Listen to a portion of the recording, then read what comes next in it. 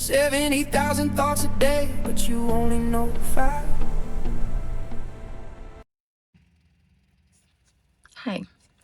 Okay, so in the last segment, we talked a little bit about the placebo effect and what was actually happening underneath the hood, right? Behind your back in that 99%. So we've concluded that your awareness cannot tell the difference between what is real and just what is perceived or what you're telling yourself. And we know that OS1 is always scanning for survival threat. It's our oldest operating system, and it ran the longest for hundreds of thousands of years. And that's one of the reasons why it's still so prevalent and keeps trying to show up in our lives now, right? Because it ran for a really long time in human history. And then we know OS2 is scanning for social threat, and then OS3 is more of identity threat. Okay, and all three are firing stress responses all day long in response to perceived dangers, right? Because we've determined that we don't all have mountain lions that are suddenly chasing us in the middle of our afternoons, right? And all three are feeding instructions to the 99% that is building our entire life, okay? And all of it, every single bit of it, it's being amplified or redirected by our thoughts and what the words that are coming out of our mouth, okay? I want you to realize, though, that thoughts are things too, okay? But they're harder to catch and stop in real time because when you first start out trying to come into the role of programmer, it's easier to stop the things that are coming out of your mouth than the things that you're thinking, right? Because some of us have been thinking these things almost our whole life, right? And it's harder to just stop what we are thinking. But the first step is what comes out of our mouth, because it's easier to stop that. It's harder to stop the thought, like you're thinking something and then your thought and then it's about to roll out of your mouth. And that's like the beginning of the power, right? You had the thought, you weren't able to correct it at that level, right? So you stop it at the level that is more easily stopped, which is at the mouth. You thought it, okay, fine, but don't say it. Don't say it out loud. Don't confirm it, right? So, like, for example, you go to work, let's say, and you're just really tired, right? You didn't get enough sleep. And you're thinking about, man, I'm tired, right? But don't keep confirming that. So you quit confirming that in your reality, right? So it's one thing to think it. Okay, so you thought it, but don't talk about it. Don't talk about how tired you are. Don't further claim identities that don't feel good to you, right? That you don't want. You don't want to be tired. And I'm not saying that immediately you're not going to be tired. This is just the way you need to start putting this into practice, right? Because your words are not decorative. They're not just communication between you and another person or you and yourself.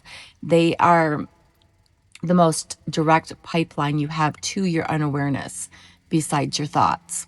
But again, we're going to go with words first because that's easier to identify, correct, or stop, right? It's easier to stop yourself from physically saying something than it is from having the thought, right? The precursor of your words.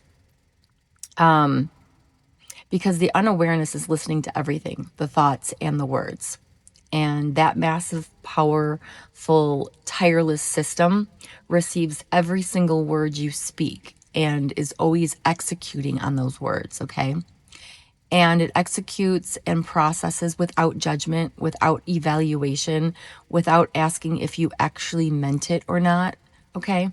Without checking whether you were just venting or whether you were serious about something, right? It just builds from there. And think about what that means for a moment, okay, in all of your waking life. Every time you say something about yourself, right, you're not just describing your past, you are issuing a directive to a system that is actively constructing your life. The unawareness files everything, okay? So think about it. All the things that you mull over, right? Like, let's just say you broke up with your significant other recently, right? And you keep reliving that breakup, right? So every day you're reliving that breakup, and it becomes like Groundhog Day for you. You get stuck and trapped in this cycle, right? And your unawareness doesn't know that it's not an ongoing thing. So if I got broken up with last Thursday and I keep reliving that breakup, my unawareness is not differentiating between what happened in the past and what's happening right now live within me, right? So I keep mulling over this breakup and I keep repeating it in my head, right? So in this example of me being broken up with last Thursday, if I'm still mulling over and replaying that breakup in my head, my awareness literally thinks that it's happening to me every day. Every day I'm being broken up with. And every day my flight or fight response is triggered. And my awareness thinks that my survival is being threatened. Okay, that's the cocktail. That's the hormonal cocktail that I'm literally dumping inside of myself every day, right? And you have to realize there's no such thing as venting or, just thinking about something. If you're thinking about it, if you're talking about it, your unawareness thinks it's real and it's live and it's happening in real time, right? It thinks that lion is chasing us. There's no like complaint folder in our unawareness, okay? We actually don't have the luxury of mulling over something or complaining about something that's not an actual threat and giving a signal like, oh, that's not really happening today. Just put that in the complaint folder. Don't register that, okay? There's no such thing. You can't tell your unawareness not to register something, right? Like if I told you whatever you do, do not think of a pink elephant, okay? Do not do it. Do not think of a pink elephant. Do not think of a banana. Do not think of an orange, right? You're going to think about those things, right? You can't really tell yourself what not to do. You can only just not do something, if that makes sense, right? The stuff sometimes gets hard to articulate. So I hope that you guys are still with me, okay? So every time you say something like, you know, I never attract the right people, it's hard to date in this town, or, things like that, right? The unawareness is not filing that under complaints, like I just said. It's filing it under a confirmed identity, right? And it builds accordingly. Every time you say something like, oh, things never work out for me, you're not venting, okay? You are programming. And with the full biological weight of OS1, OS2, and OS3 that are amplifying that signal at 275,000 times to 1. Okay, so these things are running full volume inside you. And so the takeaway right now is to realize that there's no such thing as a complaint folder in your unawareness, okay? Your so-called complaint folder only lives in your 1%. Your 1% knows that you are simply venting, right? But your other 99% does not, okay? It doesn't register it as just a complaint. It registers something as real. And so there's no such thing as reliving something only in your head or through your words, okay?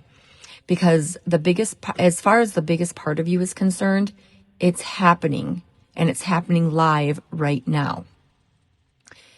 Because as we get into this, you will come to realize, according to the biggest part of you, there is no such thing as the past or the future. Everything is happening right now live. okay? And that is the true power of living in the now, okay? That's what's meant by that. So what I want you to do is try and stop these complaints from going any further, okay? Try and stop the complaints at the spoken word before you start uttering identities that you don't want confirmed about yourself. Don't let them leave self through your mouth, basically, okay? I want you to remember the sage advice that most of us grew up with. When our mothers said, if you have nothing nice to say, then don't say anything at all, okay? That phrase was actually one of the most important instructions that our mothers could give us, right? We didn't realize it at the time, but now we do. Think about it.